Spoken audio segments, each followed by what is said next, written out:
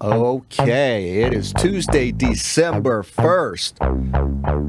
The sounds of Herbie Hancock. This one's called Chameleon, also known as the Washington football team. Never quite sure which team you're going to get, like a box of chocolates. We got Dexter Manley in the house and John Riggins way out west in the hometown. Take it, Riggo. Oh, I got it all right here. Yeah, you're 100% right. They are the Chameleons. We haven't seen this team, I don't think, since, well, maybe, I can't remember, actually. I was going to say the last Dallas game, I guess. Listen, this is a, what do you call it? One of those announcements I have to make is, I left Kevin John yesterday. It was day before. I can't remember now. But anyway, driving for 18 hours and got into Centrailia finally. So if I pass out during the middle of the show, you just have to forgive me because there's, just like the car, there's very little gas left in the tank right now. I'm running on fumes. Now, we're going to get into the game, but the first thing that I've got on my mind that's been burning a hole in it since last week was I have to know, Dexter, yes. How much sex did you have on Thursday Thanksgiving? Well, I chased around the house. I just couldn't catch her. Oh, okay. Yeah, so it didn't turn out the way you wanted to. No, anyway, I figured maybe you worked up an appetite or something like that for later in the day. Yeah, well, when you look at what you saw, last week, it is confusing. I mean, there's a lot of things. 18 hours, and I didn't. By the way, guys, you'll find this interesting. I didn't turn the radio on once. I drove out here just in the car alone with my thoughts. I'm getting the process started early, but so obviously I had a lot of thoughts on the way out, and I got to thinking about the football team, and I started to go. I think I've been a little bit too dismissive of several things here. Not that the sun's going to come up in the west tomorrow or anything, that there's some kind of great happening going on. But I got to thinking, basically football is fantasy. It's made up. It's a game. So I'm thinking, why not just go, sell out and leave, your reality behind and just go ahead and do as if you were watching a movie, invest in what you're seeing. And, I'm thinking to myself, well, why not? Washington gets into the playoffs by winning their division with a 6-10 record, maybe a 7-9. That's really a lofty goal to shoot for.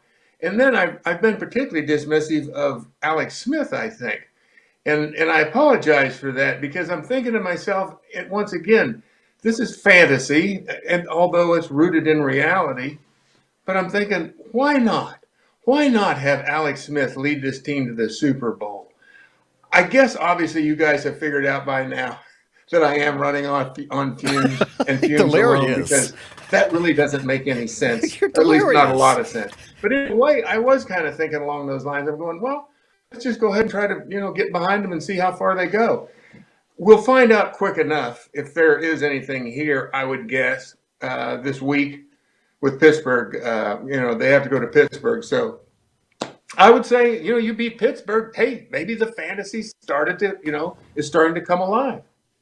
Well, to that point, John, if there was ever a time that they were going to get the Pittsburgh Steelers, it would be this week because they're supposed to play the Ravens tonight.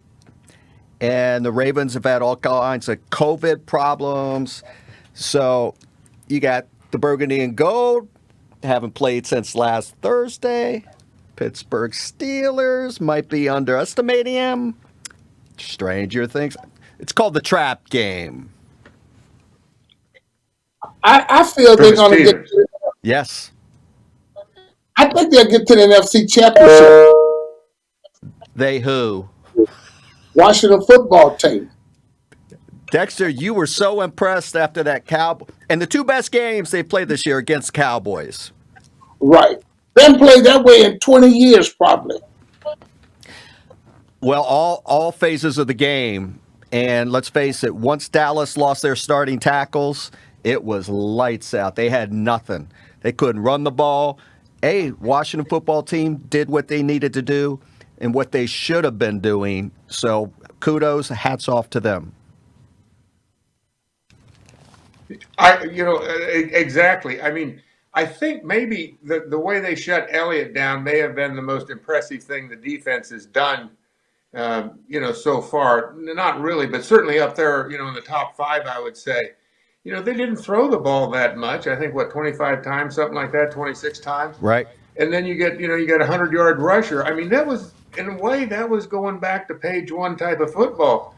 Is that a formula that they're now discovering? Take the pressure off of Alex Smith. I mean, 2 weeks before that, he'd thrown for over 300 yards, first time in his career. Well, one of them close to 400 yards. So I don't, like I say, anything's possible. And I've said this many, many times, that teams that win late in the season are the most dangerous teams once the season is over with. Is this one of those teams? Honestly, I doubt it. But I will say I'm going to go ahead and just, go ahead and throw my reality to the side and invest in the fantasy of why not Washington. They've got some playmakers. They've got this defense that, that so far this year I think has not lived up to its billing. But at the same time, if they start to play the way that everybody thought that they were capable of at the beginning of the year, who knows? They could rewrite a lot of stuff right now. Dexter, what stood out in your mind in the Dallas game that it impressed you the most, that gave you the most confidence, and what you sitting there saying, hey, I see them playing in the NFC Championship? I think what stood out most in my mind, they were well balanced. They played excellent on offense and defense. They got after the quarterback, and they accomplished their goal. They wanted to go in and beat the Cowboys, and that's what they did. The Washington football team will go to the NFC Championship playoffs. Well, you got a number of things that are happening because the NFC East is New York Giants took care of the Cincinnati Bengals as anticipated and expected, but they did have a significant injury with Daniel Jones, who had to leave the game in the third quarter with what looks to be a pretty severe hamstring issue. They're still waiting on some test results, and he may be out for a couple of games. And so they took care of business. They're at 4-7.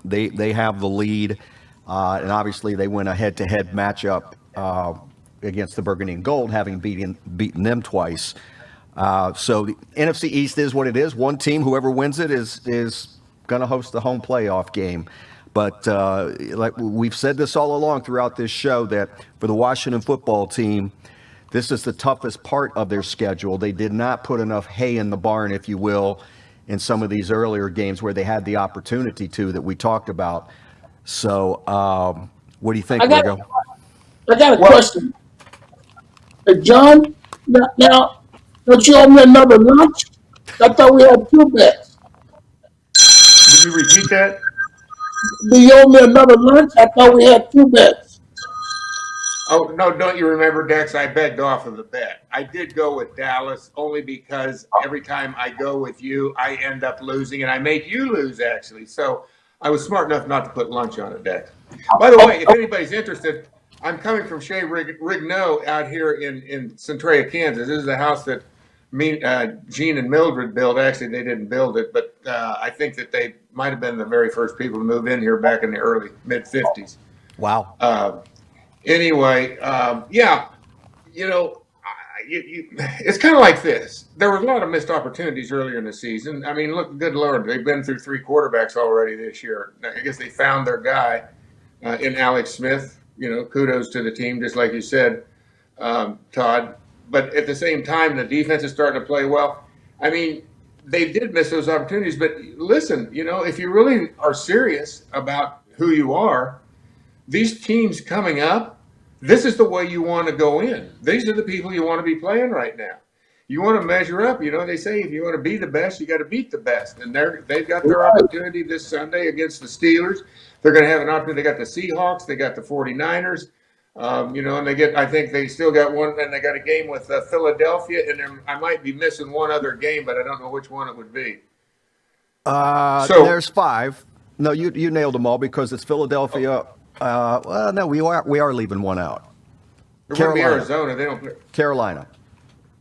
Okay, it is Carolina. Yeah. So So my thinking is, let's start taking a little bit more, not the big photograph. Let's take a smaller one here, the small picture. You know, let's just see what they can do. Win as many games you can, and really don't focus on the playoffs. Focus on this next game, win that one, and then keep moving on down the string. As a fan, everybody has a tendency to see, well, maybe they could win this game, maybe lose that game, that'd give them this kind of a record. I don't know if they're there yet. I think they just have to keep playing football and play the way they did on Thanksgiving Day. And, a lot of things may take care of itself. 100%, 100%. And COVID is rearing its ugly head here across the NFL, and this is going to be a fight to the finish. They're talking about a playoff bubble if they can get to that point. So I don't know how closely you guys have been following this, but the Ravens, as an example, their facility has been closed for 10 days. They have not practiced. And on Monday, they played Pittsburgh Tuesday night, and on Monday, they were going to try to practice, and the league shut it down. They've had, I believe, 30 players, coaches, and personnel that have tested positive for COVID since November 22nd. And you're talking about a core part of their football team, from Lamar Jackson to Ingram to both sides of the football. So you got a team that will not have practiced for 10, 11 days and has got to go face the undefeated Pittsburgh Steelers. You're talking about the competitive balance in the league and what's going on. The New Orleans Saints got fined heavily. They took and also taken away draft picks. San Francisco, you guys probably didn't see this. They have to find a new temporary home because Santa Clara County, which they played in, locked it down for 3 weeks. No outdoor activities. They're like, screw you, NFL. So they have to find a temporary home. I mean, this is absolutely crazy. And then the Denver Broncos, I don't know, again, how close you guys did or didn't follow it. They had so many guys, they did not have a quarterback to play in the game, on Sunday. They got a guy literally off the street. At one point, they asked the league if they could activate an assistant coach to play quarterback. The league said no. And so they had, I believe, from their practice squad to the 4 quarterbacks that all tested positive for COVID. And some of the players have come out and saying that the league made Denver play and get humiliated because of their COVID violations. And so they're going to get fined or what have you. They had this poor guy, a gentleman by the name of Kendall Hinton. He did not know he was playing 24 hours prior to the game. Did not know that he was even playing. It was going to be the starting. Well, I don't know if he started. They had another guy. They tried to do the run. It wasn't an RPO because there was no pass option. That only lasted a couple plays. They put this young man in, Kendall Hinton. Now, this is the entire game, guys. He went 1 for 9 for 13 yards and 2 interceptions. A 1.4 yards completed per pass with a 0 quarterback rating. You can't make that up.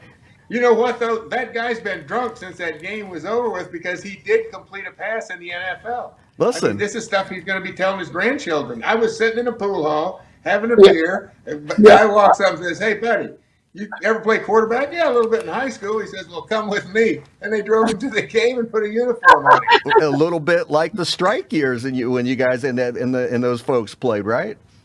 Yeah, you said that the Ravens haven't practiced in 10 days. Dexter, where was COVID when we were playing? I don't know. No practice in 10 days. That'd have been perfect for me. All right. It would have worked for you as well. Well, at least they pulled this guy out of a bar somewhere.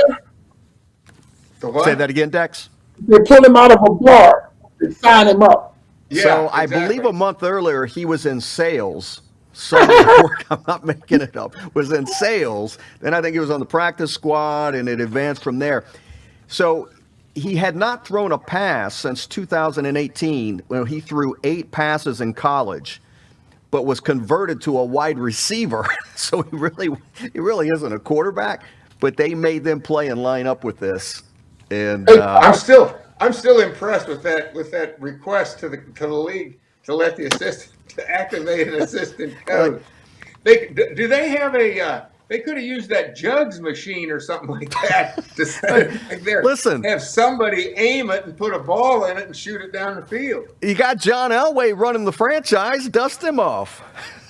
Well, soon we'll all be back in the studio together with Riggo out in Centrailia here.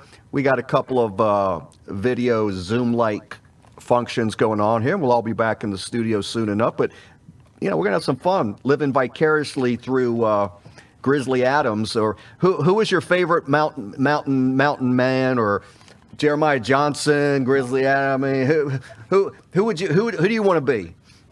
I don't know. As a kid, obviously it was Davy Crockett, but the more I learned about this, I'm starting to think maybe Jim Bridger was the guy. Lewis and Clark. Of course, he had the song about him.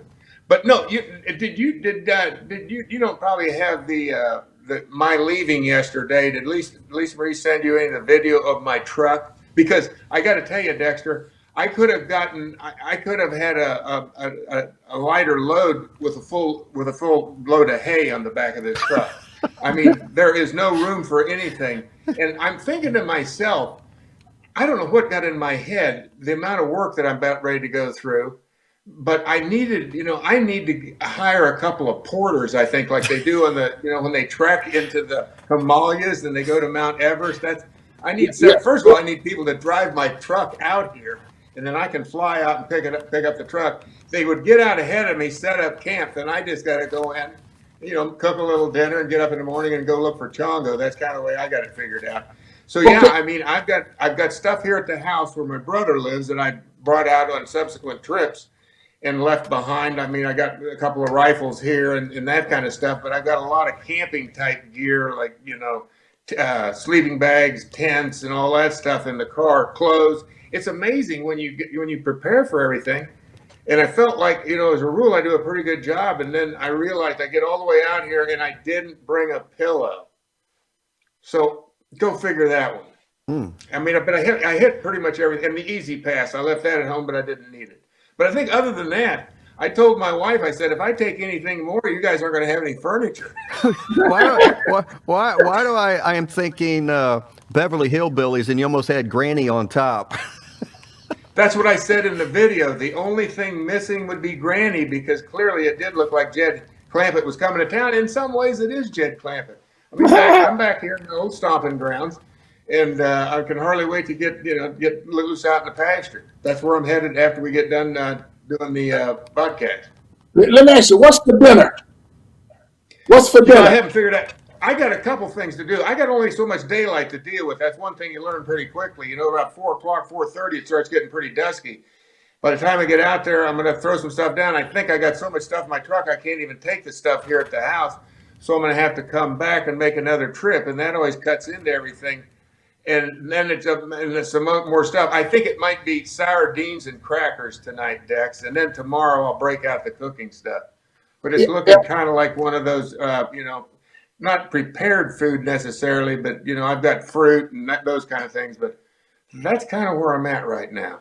Sardines. Yeah, I had an uncle who was a derelict, and that's what he would eat: sardines, onions, and crackers.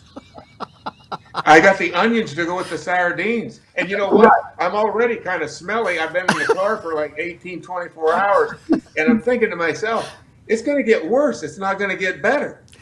I mean, I got a feeling. I don't know how I'm going to do this, though, because every deer in Nemaha County is going to know I'm here. I'll be sitting in the woods. And camouflage will do me no good, because I personally will be glowing from the odor I'm giving off. Now, is that an ode to the old ball coach Steve Spurrier visor, or is that your hunting visor and your hunter's orange? Well, see, it is. It's blaze orange, and by the time I get a parka on in the morning, and it was fairly chilly. It didn't get down into the teens, but it was in the low 20s going through Missouri this morning before the sun came up, and I think it's predicted to be in the teens maybe tonight or tomorrow night. So it'll be pretty cold. And I got a day tomorrow to get camp set up completely right, because the season doesn't begin till Wednesday. So that's probably more likely what I'll do. And, like I said, like I got a lot of, when you sit, like I told you last week, when you sit still for a long time in that kind of weather, it's almost like you almost have to have a heater inside somewhere. But Right. I'll be doing the best I can. John, you're obviously dealing with two. I won't even say novices. We're neophytes. We're dumbasses knowing nothing about hunting. So this is deer hunting season. Is that what you're doing? Yeah, yeah. Deer season opens up. The rifle season. Deer season in a lot of states nowadays open up for archery in early September. But this will be the actual rifle season. There's also a muzzleloader season as well, black powder. But yeah, it opens on Wednesday and it'll go through to it's like a 12-day season. So it'll go all the way through this week, through the weekend, and then it'll go all the way through next week up till next Sunday. So hopefully I won't be here that long, but you never know. Are you I might get used to Go it ahead, out there. Dex. Are you bringing deer meat back? Oh yeah, yeah, and definitely I will bring you some if you'd Okay. like to try it. I'm I good. like Absolutely. Dex doesn't have it. Can you make deer meat out of link sausage? Yeah, sure. Yeah, you Okay. can make sausage out of deer meat. I've never had deer meat. Yeah, I'll definitely, I'll bring Okay, some. I'll Dexter, we'll do it live on the air. Come home with it. I'm 99% sure I'll get something, but there's that 1% that I got to allow for because the last few times I've had some pretty lousy shooting that I've done, so I don't know what the deal is with that. That's why I got two rifles now, not just one. I got a backup. Hey, John, is that there first one ain't anything working. else animal-wise that you could or would hunt on your property at any other point Yeah, in the turkey. year? The turkeys will be out. The what? So I would imagine, and then I think for a day or two, my brother and I, Bill, he'll take a day off from work and we'll go do a little quail hunting to break up the monotony of freezing your butt off sitting in a deer stand. So it's quail and pheasant. So that for me, there'd be like possibility of taking a quail, a pheasant, and then turkey, and obviously out here to shoot a deer. So that's kind of what it looked like. So your ring of fire didn't show up in time, right? No, it did. It did. But I don't know exactly if I owe Fred an apology or not because Fred was giving me so much bad advice. It got me almost where I think, I had to go to the doctor because I thought I was having some kind of chest pains from. They're saying it won't be there till Monday, and I'm leaving on Sunday, and then it shows up, and then it says it won't be there till Saturday, and at that time I was thinking, well, I might leave Saturday, and then it shows up on Friday. So go figure. Their communications Dexter, aren't what they the need big to be. guy goes straight to Fred Smith. He just goes to the chairman and the whole deal. He doesn't go through regular customer service. Yeah, Hey, John, who took you? Did your father take you hunting? Or where did you come from, this novice? You want to be a hunter, you go out and hunt deers and those different types of animals. well, that's basically exactly what it was. When we were little boys, my older brother, even my younger brother, all three of us, my dad, he was the one that introduced us to hunting. We started off by shooting cottontail rabbits, and then we graduated to a shotgun. That was with a 22. And then, Elmer Fudd, the whole deal. Where's the crazy wabbit? And then we graduated up to quail and pheasants. And then deer, there were no deer out here when I grew up as a kid. And the farm that I've owned for about 45, going on 50 years now, was one of the few places that actually, if you were lucky, you might see a deer out there. Well, fast forward 50 years, and now, Nemaha County, I think, a while back, they had a deer killed. It's been about 15, 20 years ago. That was way, way up there in the record book. So, in other words, the deer populations have gotten into Kansas. They've exploded, and there's some really nice deer out here. But my dad wasn't a deer hunter. He never shot a centerfire, he never shot centerfire or a rifle. But somehow, being back east, and obviously Virginia and Maryland, and there's a lot, deer hunting's been going on there since the Pilgrims got here, I guess. So I took it up back then, and I never have really killed what you'd call a nice deer on my property, and that's what I come out here every year to do. But now I'm starting to think, that I just really come out here to camp and just kind of take it all back in and realize and keep sitting there trying to figure out where did all the time go. It's like, it just seems like it wasn't that long ago. I was out there putting up hay on this farm, and I haven't put up hay on this farm since the late 70s. So go figure. Yeah. Now tell Dexter about the mythical Chongo. Oh yes, Chongo Chongo's great grandfather, because this would have been in 1997. I was out here quail hunting and I was living in New York at the time, and I was about a mile and a half from where I hunt my property, and I saw a bunch of deer, like a small herd of deer, running across the pasture, and they were probably, I don't know, 700 yards away, 700, 800 yards, and at the tail end was this deer, and there was does, and he was, chasing the does, and they were running, but it didn't look like a deer. It looked like an elk, and that would be Chongo. And I know that that deer obviously is no longer with us, but his DNA is, and that I keep looking for that deer every year. But I've kind of decided this year, if it gets down to where it's about time for me to go, I'm just going to go ahead and plunk whatever I can find and bring back a little venison. It's too far to drive to come home empty-handed, Dad. Yeah, I hear you. Yeah. Hey, did you ever shoot like a rabbit and accidentally with a dog? Say that again. Yeah. If you thought something was a rabbit and then you shot a dog. A dog? Did you accidentally shoot a dog thinking it was a rabbit? On your property. Listen, what kind of a dog are you talking about here, Dexter? Are you talking about like a German Shepherd?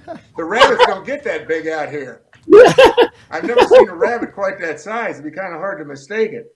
If you're talking about of course, they're white, so I don't know, maybe a Jack Russell Terrier, maybe one of those. But no, I haven't ever shot a dog by accident. It's always been on purpose. No, I've never shot a dog. I don't want people to think that I'm that kind of a guy. Although, if we were in Korea and we were sitting down to a fine meal in a restaurant, that very well could be on the menu. So, there are folks that don't have no problem eating dog. So back to me, I specialize in eating crow. So, well, what was the motivation? You did not turn the radio on. You didn't play music. No news, no entertainment, no nothing on your drive out. No. What was nothing. the thinking behind that? Was this, or did you just forget to turn it on? That's the way I roll. That's the way I roll. I've done it for years. I used to leave New York City when I drive down to do the show.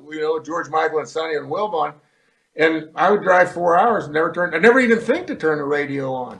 And there was a part of me at times that thought about that. I'm thinking, when you do that, then you kind of destroy your own mojo, because I don't think any of us take enough time to have introspection, to be without something. We got to have something coming into us all the time to take away our true focus and thoughts about what's going on in this very moment and things in your life. If you listen to music, you're dancing and singing and all this stuff. Oh, it may take you back to a time if it's a song you've never heard before, and wow, I remember when I was doing that. But and that's cool. Don't get me wrong. I've done that plenty of times. But for this drive out, it was kind of like I knew I was going back in time, and I just wanted to appreciate it and the thoughts that I'd have when I was driving. And I have to say, I drove 18 hours. 17 of them were, God damn, I hope I get here soon. Only had about an hour of those great thoughts. Yeah, anyway, guys, I'm about ready to go down, so I think it's time for Riggo over and out. Check back in with you later this week. Can't wait to hear about what he hunted. We'll see you guys later. Okay. Peace.